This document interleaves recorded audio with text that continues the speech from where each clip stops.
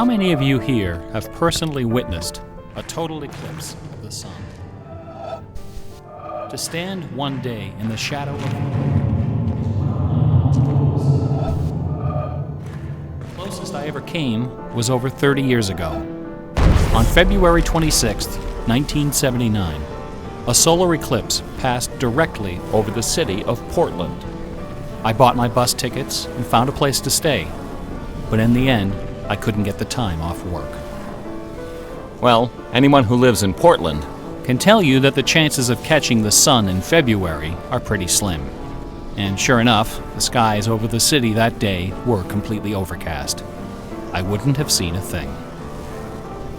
That work I couldn't get out of was my first job out of college. A sales clerk at an old Radio Shack store in beautiful downtown Worcester, Massachusetts. On my very first day behind the counter, a delivery truck pulled up to the front of the store. They carried in a big carton, upon which was printed the legend, TRS-80. It was our floor sample of the world's first mass-market microcomputer. The TRS-80 Model 1 had a Z80 processor clocked at 1.7 MHz, 4,096 bytes of memory, and a 64-character black and white text display. The only storage was a cassette recorder. All this could be yours for the low, low price of $599. The store I was working in had seen better days. At one time, it had been near the center of a thriving commercial district. But like so many other New England cities, the advent of shopping malls had, by the early 70s, turned it into a ghost town. Worcester's solution to this problem was decisive, to say the least. The city's elders apparently decided that if they couldn't beat them, they would join them. And so, several square blocks at the heart of the city were bulldozed into oblivion, destroying dozens of family businesses, including the site of a pharmacy once operated by my great-grandfather. In their place was erected a vast 3-level shopping complex, with cinemas and a food court. When the dust settled, only a few forlorn blocks of the old Worcester remained standing. My Radio Shack store was in one of those blocks. Then, to add insult to injury, Radio Shack opened a brand new location inside the shopping center, less than 500 feet from my store.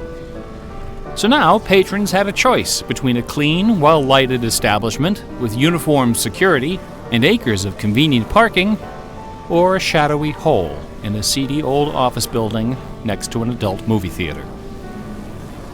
Consequently, I had plenty of time to fool around with the new computer. I taught myself basic programming. Then I learned Z80 assembly.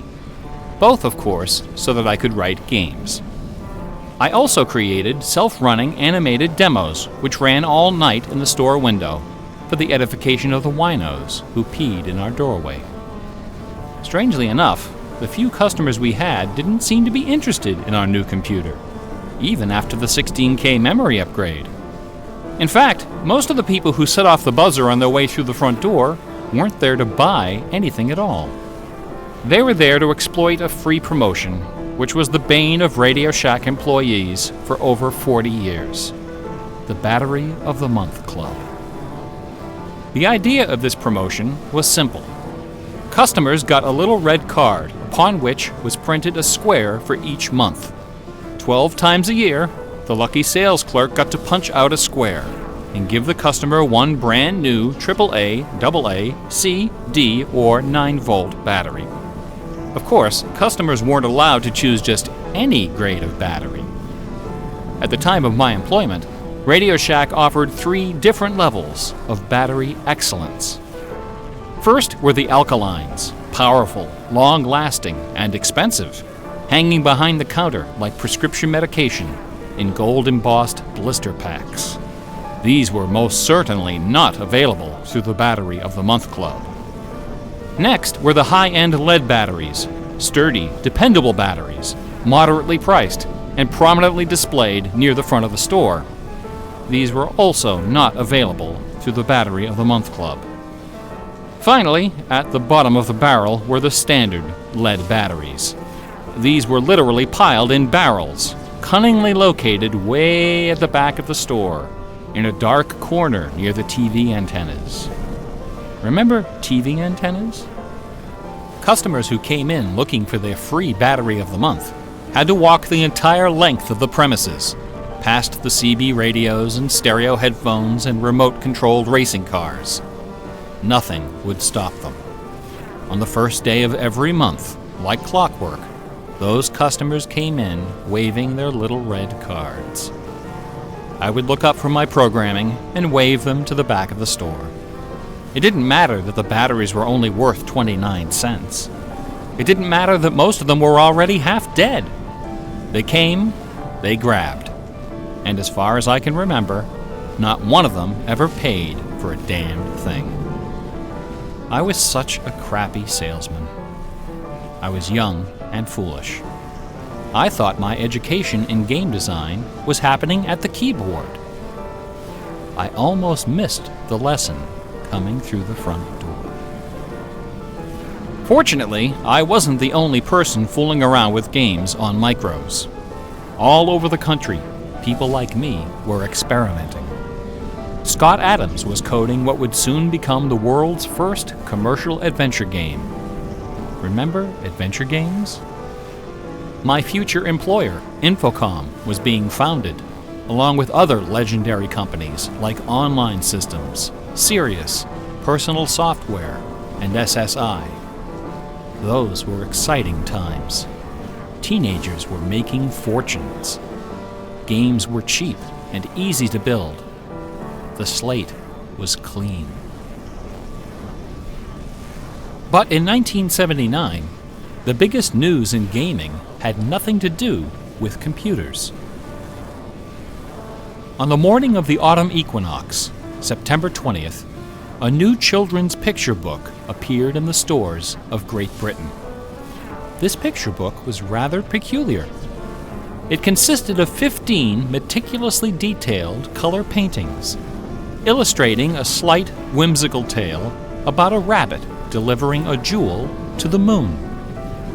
On the back jacket of the book was a color photograph of a real jewel, shaped like a running rabbit, 5 inches long, fashioned of 18-karat gold, suspended with ornaments and bells, together with a sun and moon of blue quartz.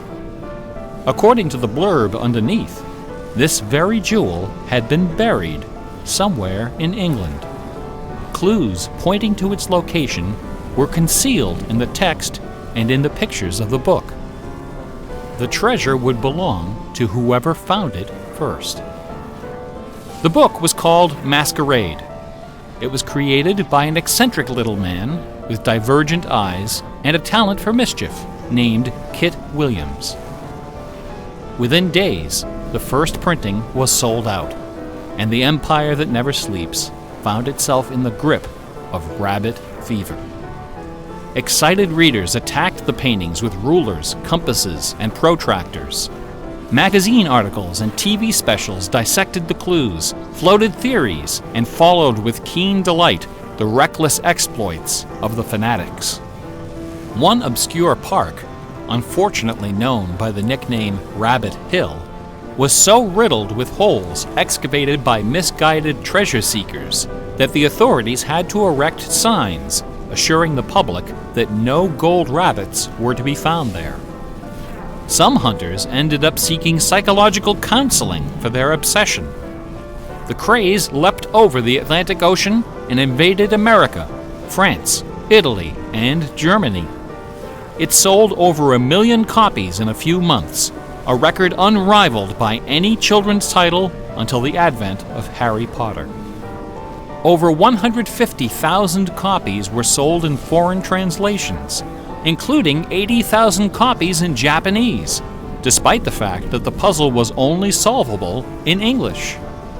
It didn't matter that the masquerade jewel was only worth a few $1,000s. Many seekers spent far more than that in their months of exploration and travel. It was the thrill of the chase, the possibility of being the one. Treasure hunts, secret messages, and hidden things seem to exert an irresistible appeal. They're fun to look for and to talk about, and this fact of human psychology has been exploited in computer games since the earliest days. It finds expression in the hidden surprises we call Easter eggs. Atari's Stephen Wright is credited with coining this term in the first issue of Electronic Games magazine. The first Easter egg in a commercial computer game appeared in an early Atari 2600 cartridge called, simply enough, Adventure. By a sequence of unlikely movements and obscure manipulations, players could discover a secret room where the words "Created by Warren Robinette" appeared in flashing letters. Over the decades, Easter eggs and their evil twin, cheat codes, have become an industry within an industry. Entire magazines and websites are now devoted to their carefully orchestrated discovery and dissemination. They're part of our toolkit, our basic vocabulary, the language of computer game design. Computer gamers may have been the first to refer to hidden surprises as Easter eggs, but we certainly weren't the first to use them. Painters, composers, and artists of every discipline have been hiding stuff in their works for centuries. The recent advent of VCRs and Laserdisc players with freeze-frame capability exposed decades of secret Disney erotica. Thomas Kincaid, the self-appointed painter of light, amuses himself by hiding the letter N in his works. A number beside his signature indicates how many N's are hidden in each painting. Picasso, Dali, Raphael, Poussin, and dozens of other painters concealed all kinds of stuff in their paintings. A favorite trick was hiding portraits of themselves, their families, friends, and fellow artists in crowd scenes. El Greco loved dogs, but the Catholic Church forbid him from including any in his sacred paintings. So he hid them, usually within the outlines of celestial clouds. Composer Dmitri Shostakovich chafed under the political censorship imposed by the Soviet Ministry of Culture. His symphonies and chamber works are loaded with hidden signatures and subversive subtexts which, had they been recognized, would have sent him to Siberia. Mozart's opera, The Magic Flute, is filled with musical allusions to the rituals of the Freemasons, the ancient secret society of which he and his mentor Haydn were members. But the most famous purveyor of Easter eggs is that champion of the late Baroque, the ultimate musical nerd, Johann Sebastian Bach. Bach was a student of gematria, the art of assigning numeric values to letters of the alphabet. A equals 1, B equals 2, C equals 3, etc. By comparing, sequencing, or otherwise manipulating these numbers, secret messages can be concealed. Bach took particular delight in the geometrical numbers 14 and 41. 14 is the sum of the initials of his last name. B equals 2, A equals 1, C equals 3, and H equals 8. 41 is the sum of his expanded initials, J.S. Bach. These two numbers show up over and over again in Bach's compositions. One of the better-known examples is his setting of the chorale Vor deinem Thron. The first line of the melody contains exactly 14 notes, and the entire melody, from start to finish, contains 41. Another of Bach's favorite games was the puzzle canon. A canon is a melody that sounds good when you play it on top of itself, a little bit out of sync. Frère Jacques and Row, Row, Row Your Boat are familiar examples of simple two-voice canons. But a canon can employ any number of voices, and you don't have to play each voice the same way either. You can change the octave, transpose the key, invert the pitch, play it backwards, or any combination. Finding melodies that make good multi-voice canons is a fussy and difficult art, of which Bach was an undisputed master. Now, in a puzzle canon, the composer specifies the basic melody and the number of voices, but not the relationship of the voices. The student has to figure out the position and key of each voice, and whether to perform them inverted and/or backwards. Bach wrote quite a number of puzzle canons. The most famous, BWV 1076, is part of a fascinating story. One of Bach's students was a fellow by the name of Lorenz Misler, founder of the Society of Musical Science. This elite, invitation-only institution devoted itself to the study of Pythagorean philosophy and the union of music and mathematics. Its distinguished membership reads like a who's who of German composers, including Handel, Telemann, and eventually Mozart. Applicants for membership in the society were required to submit an oil portrait of themselves, along with a specimen of original music. With nerdly efficiency, Society member number 14 decided to combine these admission requirements into a single work. He sat for a portrait with Elias Hausmann, official artist at the court of Dresden. This portrait, which now hangs in the gallery of the town hall in Leipzig, is the only indisputably authentic image of Bach in existence. The Hausmann portrait shows Bach dressed in a formal coat with exactly 14 buttons. In his hand is a sheet of music paper, upon which is written a puzzle canon for 6 simultaneous voices. In 1974, a manuscript was discovered which proved that this canon was the 13th in a series of exactly 14 canons based on the ground theme of the famous Goldberg variations. As if these musical gymnastics weren't enough, Bach liked to hide messages in his compositions by assigning notes to the letters.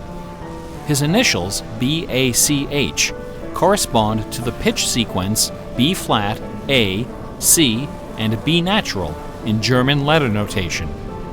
This theme makes its most memorable appearance in the last bars of his final composition, The Art of Fugue, published soon after his death in 1750. The word fugue comes from the Latin fuga, which means flight, as in running away. So the art of fugue is the art of flight, the art of taking a theme and running with it. Bach wrote hundreds of fugues, but none as sublime as this sequence of 14. In the last and most complicated fugue in the series, the first and second sections develop normally. This is followed by the B-A-C-H signature, and then suddenly, without any warning or structural justification, the fugue stops, dead in its tracks. One of the composer's 20 children, his son Carl Philipp Emanuel, claimed that Bach died moments after those last few notes were written. This story is probably apocryphal. The Easter eggs in Bach's music are a pleasant obscurity, known chiefly to professors and students of Baroque music. But in March of 2002, when this lecture was first delivered, those Easter eggs were the talk of the entire classical music industry. Sitting near the top of the classical music charts that month was a compact disc on the ECM label called Mortimer. It was performed by the Hilliard Choral Ensemble, together with a talented but, until then, little-known violinist, Christoph Poppen. The music on Mortimer is based on a geometrical analysis of Bach's Partita in D minor for solo violin. This analysis, by German professor Helga Thon, assigns numeric values to the duration of notes, the number of bars, and the German letter notation of the partita. In doing so, she claims to have discovered the complete text of several liturgical ceremonies encoded in the notes. The CD presented these hidden texts superimposed over the original music. The result was strangely melancholy, dark, haunting, and very, very popular. Quite a few music critics attacked this disc. They didn't buy Professor Thon's analysis, dismissing it as a combination of numerology and canny marketing. Their caution was not without basis.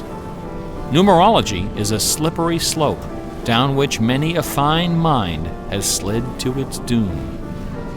Allow me to offer an amusing anecdote from my own experience. Back in the early 90s, before the internet took off, one of the more popular online bulletin board systems was a service called Prodigy.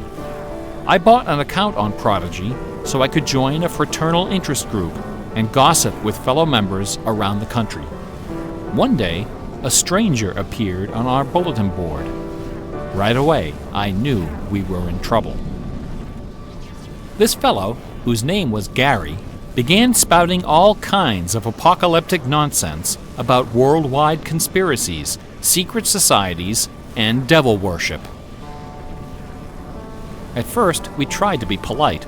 We questioned his sources, corrected his histories, logically refuted his claims, and tried to behave in a civilized manner. But instead of soothing him, our attention only made him worse. His conspiratorial warnings became urgent, approaching hysteria. He began to threaten people who disagreed with him. To coin a phrase, Gary went all uppercase. But his most urgent warnings weren't about the gays, the Jews, the Rockefellers, or the Illuminati. According to Gary, the greatest enemy of mankind was Santa Claus. Gary claimed to possess a secret numerical formula that proved beyond a shadow of a doubt that Santa Claus was an avatar of the Antichrist. Intrigued, we pressed Gary to reveal his formula. In doing so, we walked right into his trap. We should have known he had a book to sell. I fell for it. I sent him the $15. Less than a week later, the book arrived. Above an ominous photograph of the Washington Monument was emblazoned the title, 666, The Final Warning. Inside this privately printed 494-page monster, Gary reveals a simple geometrical formula, which he claims was developed by the ancient Sumerians. This formula assigns successive products of 6 to each letter of the alphabet. A equals 6, B equals 12, C equals 18, etc. Imagine my dismay when I applied this ancient formula to the name Santa Claus and obtained the blasphemous sum of 666, the biblical number of the beast. I went on Prodigy and reported to the stunned members of our interest group that Gary was right after all. There could be no doubt that according to the unimpeachable wisdom of ancient Samaria, Santa Claus was the Antichrist. I then went on to point out several other names which, when submitted to Gary's formula, also produced the sum 666. Names like St. James, New York, and New Mexico. Soon the bulletin board was filled with discoveries like computer, Boston tea, and, most sinister of all, sing karaoke. Gary left us alone after that. I got my $15 worth. But Gary is hardly the first person to connect secret codes to the Bible. people have been looking for Easter eggs in the Bible for hundreds of years.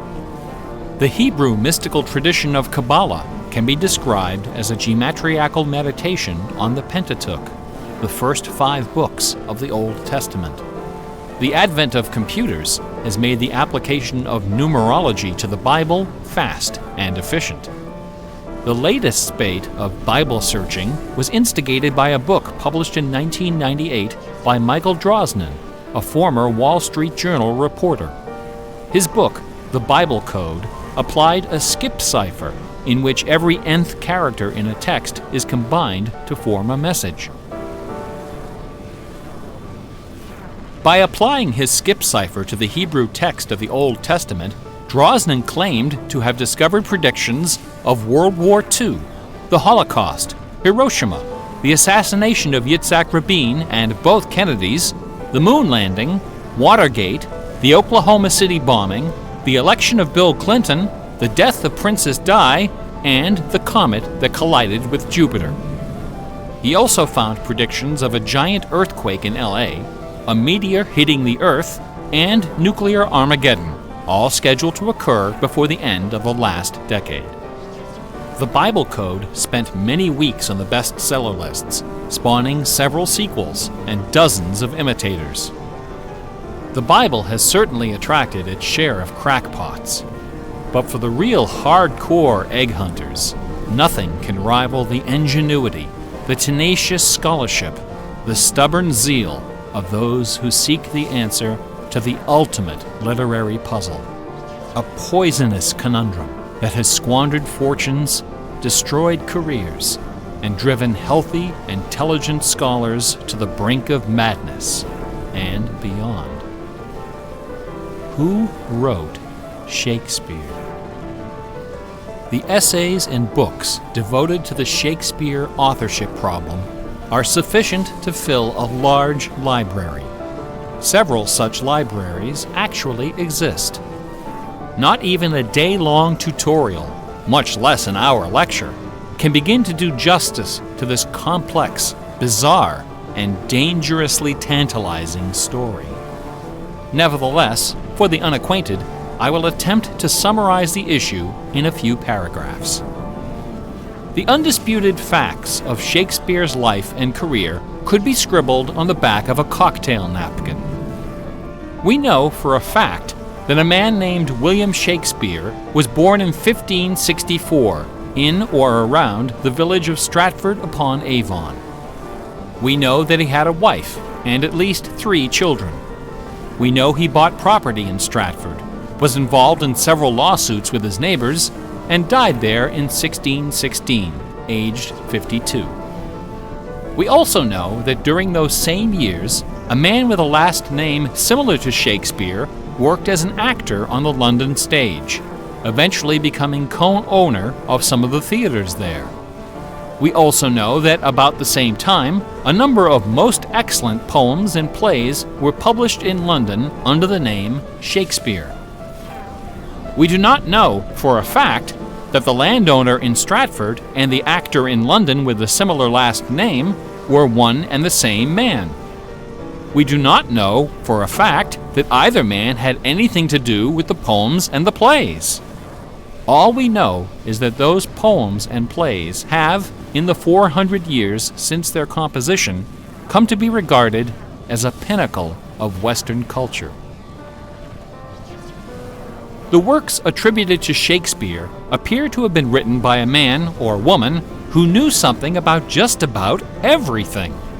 They're filled with references to mythology and classic literature, games and sports, war and weapons of war, ships and sailing, the law and legal terminology, court etiquette, statesmanship, horticulture, music, astronomy, medicine, falconry, and, of course, theater. Therein lies the problem. How could a farmer's son of uncertain schooling, from a mostly illiterate country village, a man of practically no account at all, wield such encyclopedic learning, with so much eloquence and wit, so much wisdom and human understanding? For the first 150 years, nobody questioned the traditional history of the bard. Then, in the late 18th century, Reverend James Wilmot, a distinguished scholar who lived just a few miles north of Stratford, decided to write a biography of the famous playwright. Dr. Wilmot believed that a man as well educated as Shakespeare must have owned a fairly extensive library, despite the fact that not a single book or manuscript is mentioned in his will. Over the years, he speculated, some of those books must have found their way into local collections. And so, the good Reverend Doctor scoured the British countryside, taking inventory of literally every bookshelf within 50 miles of Stratford. Not a single book from the library of William Shakespeare was discovered. Neither were there found any letters to, from, or about Shakespeare. Furthermore, no references to the folklore, local sayings, or distinctive dialect of the Stratford area could be found in any of Shakespeare's writings. After 4 years of painstaking research, Dr. Wilmot concluded, to his own dismay, that only one person contemporary with Shakespeare of Stratford had ever demonstrated the wide-ranging education and expressive talent needed to compose those poems and plays. That man was the multilingual author, philosopher, and statesman, inventor of the scientific method, chancellor to the courts of Queen Elizabeth and King James, Sir Francis Bacon. Dr. Wilmot never dared to publish his theory, but before he died, he confided it to a friend, James Cowell, who, in 1805, repeated it to a meeting of the Ipswich Philosophical Society. The members of the society were suitably outraged, and the scandalous matter was quickly forgotten. Then, in 1857, a lady from Stratford, Connecticut, published a book called The Philosophy of the Plays of Shakespeare Unfolded. In this book, Miss Delia Bacon, no relation to Francis, claimed that the works of Shakespeare were written by a secret cabal of British nobility, including Sir Walter Raleigh and Sir Philip Sidney, as well as Sir Francis Bacon. Delia Bacon's book electrified the world of letters. Battle lines were drawn between the orthodox Stratfordians and the heretical Baconians. Literary societies and scholarly journals were formed to debate the evidence. Hundreds of pamphlets, newspaper articles, and essays were published defending each side and ridiculing the opposition with that self-aggrandizing viciousness peculiar to tenured academics. Armed with her explosive book, Delia Bacon journeyed to Stratford-upon-Avon and, unbelievably, obtained official permission to open Shakespeare's grave. However, when the moment came to actually lift the stone, Delia's self-doubt precipitated a catastrophic nervous breakdown. She later died penniless in a madhouse. Around 1888, things began to get a bit out of hand. U.S. Congressman Ignatius Donnelly of Minnesota became interested in the Shakespeare controversy. One day, browsing through his facsimile copy of the First Folio of 1623, he noted that the word bacon appeared on page 53 of the Histories and also on page 53 of the Comedies. He also noted that Sir Francis Bacon had written extensively on the subject of cryptography. Donnelly began counting line and page numbers, adding and subtracting letters, drawing lines over sentences, circling words, and crossing them out. The result was a complex and virtually incomprehensible algorithm, which he claimed was invented by Bacon to hide secret messages inside the First Folio. The greatest Easter egg hunt in the history of Western civilization had begun. Here are just a couple of the sillier highlights. A doctor named Orville Owen of Detroit constructed a bizarre research tool he called the Wheel of Fortune. This wheel consisted of 2 giant wooden spools wrapped with a strip of canvas 2 feet wide and 1,000 feet long.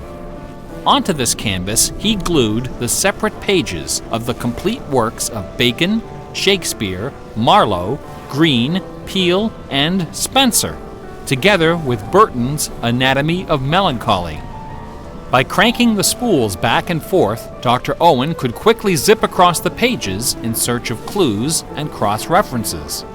Employing a large team of secretaries and stenographers, Owen claimed to have uncovered a complete alternative history of Elizabethan England, as well as several entirely new Shakespeare plays and sonnets. Listen to this hidden verse, supposedly penned by the mighty bard himself, which inspired Dr. Owen to build his Wheel of Fortune.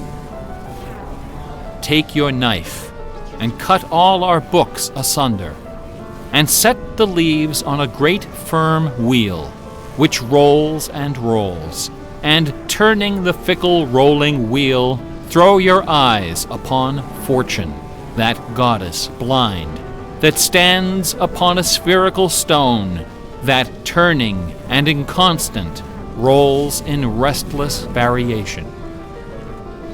After publishing 5 thick volumes of this rubbish, Owen announced the discovery of an anagram, indicating that Bacon's original manuscripts were buried near Chepstow Castle on the River Wye. Owen spent the next 15 years and thousands of dollars excavating the bed of the river with boat crews and high explosives. He died before anything was found.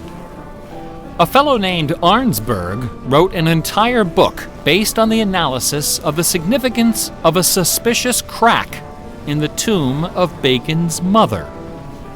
A Ray of Sanity finally appeared in 1957.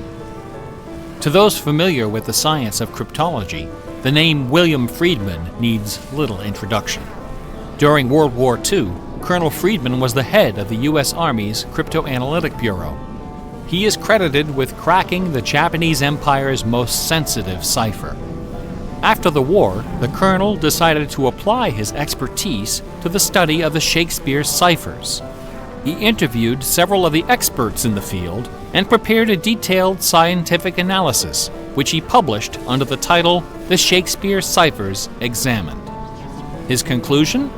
In a word, bunk. According to the standards of cryptologic science, not one of the hidden messages purportedly discovered in Shakespeare's works was plausible. The rules used to extract these messages from the texts were non-rigorous, wildly subjective, and unrepeatable by anyone except the original decipherer. The people involved were not being dishonest.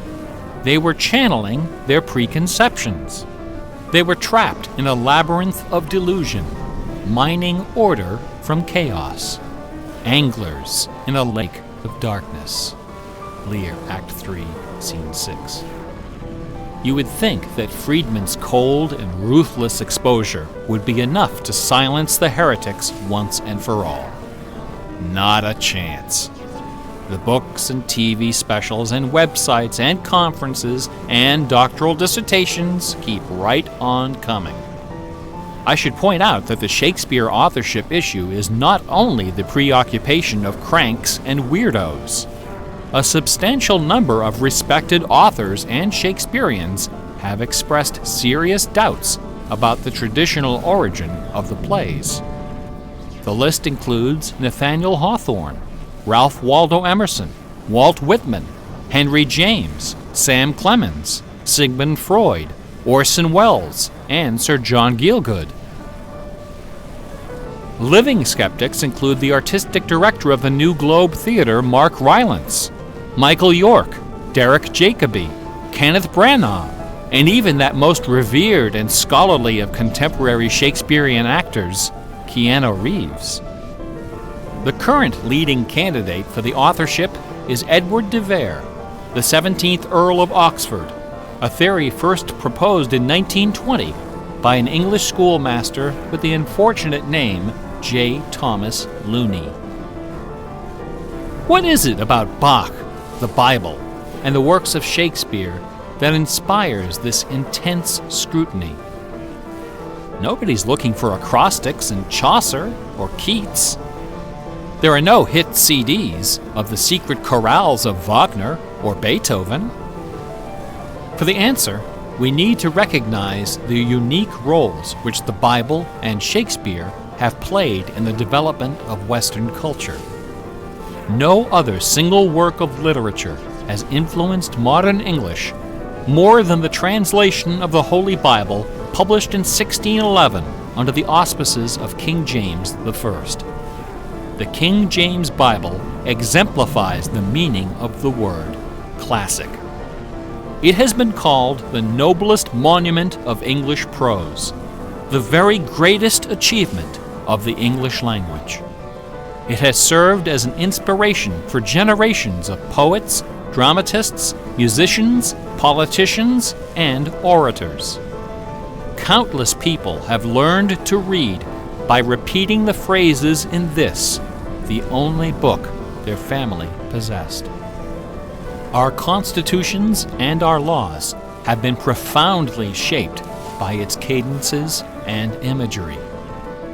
But even the glory of the King James Bible, compiled by a committee of 46 editors over the course of a decade, pales before the dazzling legacy of the Swan of Avon.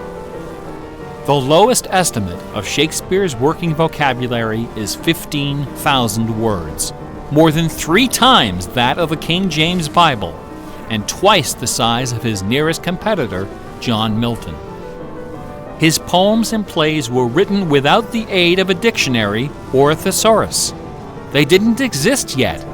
It was all in his head. When Shakespeare had a thought for which Elizabethan English had no word, he invented one. The Oxford English Dictionary lists hundreds of everyday words and phrases which made their first appearance in the pages of the Bard. Addiction, alligator, assassination, bedroom, critic, dawn, design, dialogue, employer, film, glow, gloomy, gossip, hint, hurry, investment, lonely, luggage, manager, switch, torture, transcendence, wormhole, zany. Hamlet alone contains nearly 40 of these neologisms. Who today would have this audacity, this giddy exuberance of invention? Only one other English author even approaches Shakespeare's facility for coining new words: Sir Francis Bacon. In the modern era, the record holder is Charles Dodgson, better known as Lewis Carroll, who, interestingly, also happens to be the second most quoted author in English, after Shakespeare. Everyone has been profoundly molded by the influences of the King James Bible and Shakespeare. Like it or not, all of us peer at the world through the lenses of these great works. They are the primary source documents of modern English thought, the style guides of our minds. Contemplating these dazzling jewels of wisdom and eloquence gives rise to an extraordinary feeling, a potent, rare, and precious emotion with the potential to completely upset your life. An emotion powerful enough to make a man abandon his wife and children, forfeit career and reputation, lay down his possessions, and follow his heart without questioning. That sweet, sweet fusion of wonder and fear, irresistible attraction, and soul-numbing dread known as awe. Awe is the grail of artistic achievement. No other human emotion possesses such raw, transformative power, and none is more difficult to evoke. Few and far between are the works of man that qualify as truly awesome.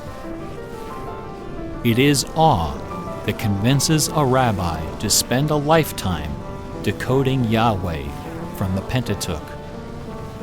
Awe that sends millions of visitors each year to the pyramids of Giza, Guadalupe, and Mecca. It was awe that drove poor Delia Bacon to her doom. Now, please don't come away from this lecture thinking that the key to awesome game design is the installation of Easter eggs. Ordinary games with their contrived Easter eggs and cheat codes are like the Battery of the Month Club. You have to trudge down to the back of the store to get what you really came for. If superpower is what people really want, why not just give it to them? Is our imagination so impoverished that we have to resort to marketing gimmicks to keep players interested in our games? Awesome things don't hold anything back. Awesome things are rich and generous. The treasure is right there. One afternoon, I was sitting alone behind the counter at that old Radio Shack store. My boss had stepped out for some reason. An elderly woman walked through the front door. Like most of our customers, she was shabbily dressed, probably on a fixed income. I assumed she was there for her free battery, but instead, she placed a portable radio on the counter. This little radio came from the days when they boasted about the number of transistors inside on the case. It was completely wrapped in dirty white medical tape. The woman looked at me and asked, "Can you fix this?" Slowly, I unwrapped the medical tape, peeling away the layers until the back cover of the radio fell off, accompanied by a cloud of red dust. The interior of the radio was half eaten away by battery leakage and corrosion. I looked at the radio. I looked at the old woman. I looked back at the radio. I reached behind me, where the expensive alkaline batteries were hanging like prescription medication, and removed a gleaming 9-volt cell from its gold blister pack. Then I pulled a brand new transistor radio from a box, installed the alkaline, and helped the lady find her favorite station. No money changed hands. She left the store without saying a word. Awesome things are kind of like that.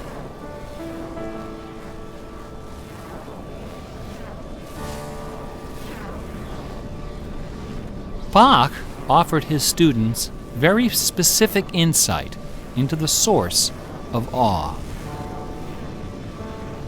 In addition to BACH, 2 other sets of initials are also associated with Bach's music. These initials are not hidden in the notes. Instead, they're scrawled right across the top of the manuscript for the whole world to see. The initials are SDG and JJ. SDG stands for the Latin phrase Sole Deo Gloria, to the glory of God alone. JJ stands for Jesu Juva, help me, Jesus.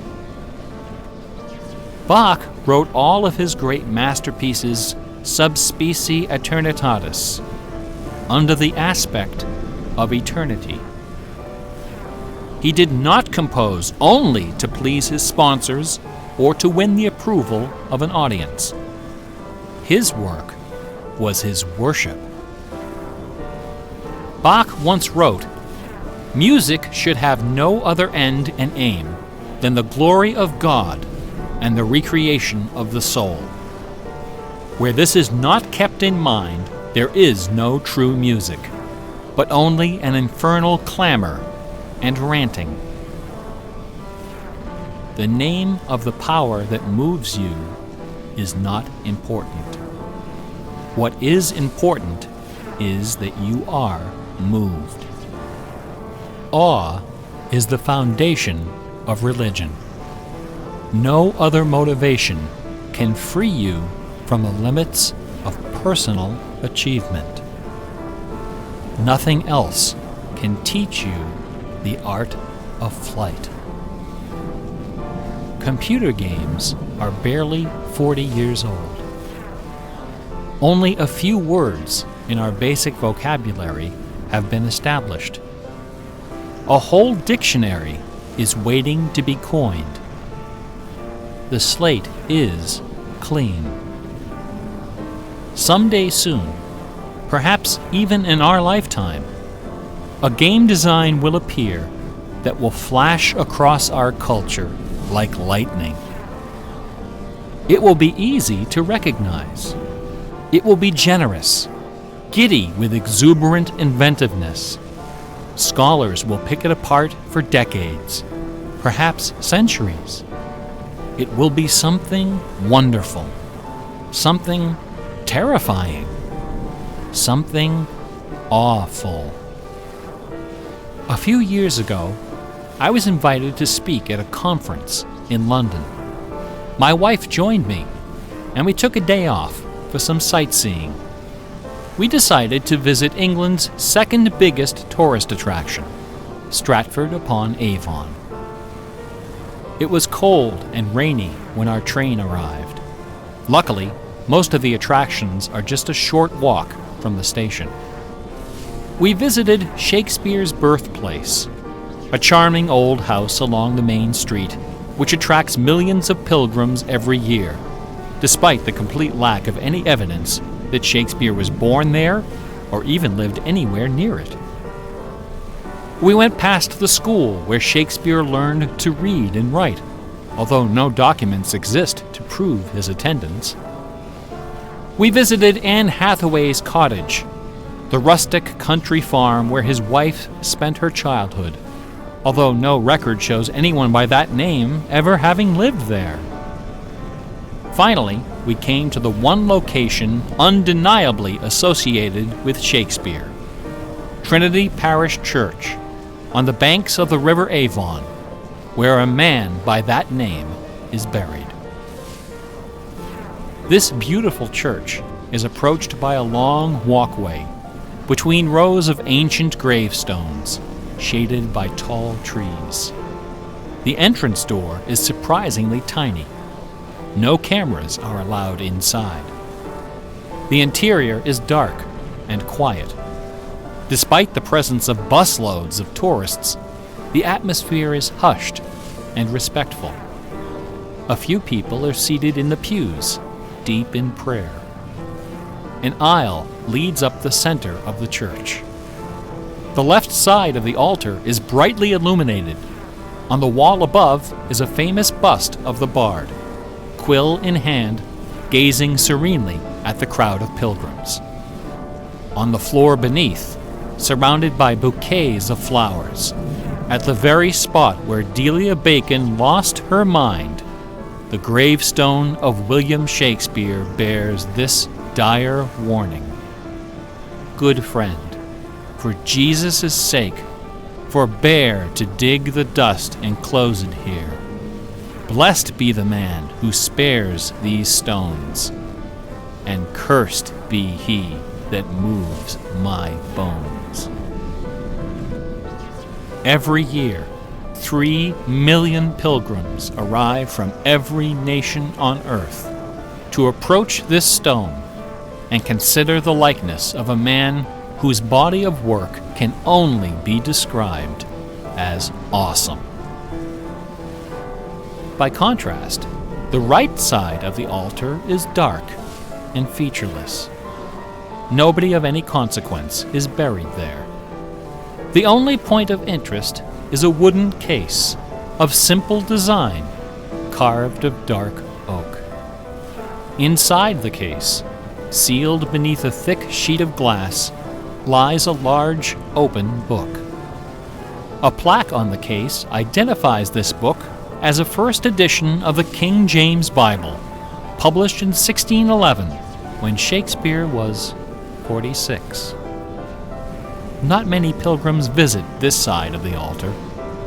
Most of those that do simply glance at the book, read the plaque, and move along. A few, more observant, note that the Bible happens to be opened to a page in the Old Testament, the book of Psalms, chapter 46. no explanation is given for this particular choice of pages. For the initiated, none is necessary. If you are of inquisitive bent, if you are intrigued by English history and literature, if you value your peace of mind, cover your ears now. In the year 1900, a scholar noticed something about the King James translation of Psalm 46. Something terrifying, something wonderful. The 46th word from the beginning of Psalm 46 is shake. The 46th word from the end is spear. There are only two possibilities here.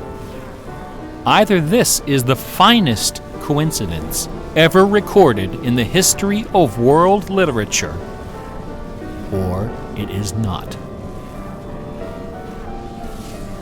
The Earth revolves around only one sun and has only one moon. The moon happens to be 400 times smaller than the sun. The sun happens to be 400 times farther away. And the apparent paths of the moon and sun in our sky happen to intersect exactly twice every month.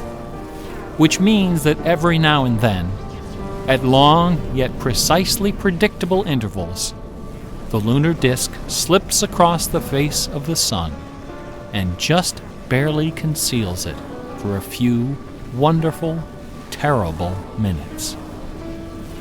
A fine coincidence, no?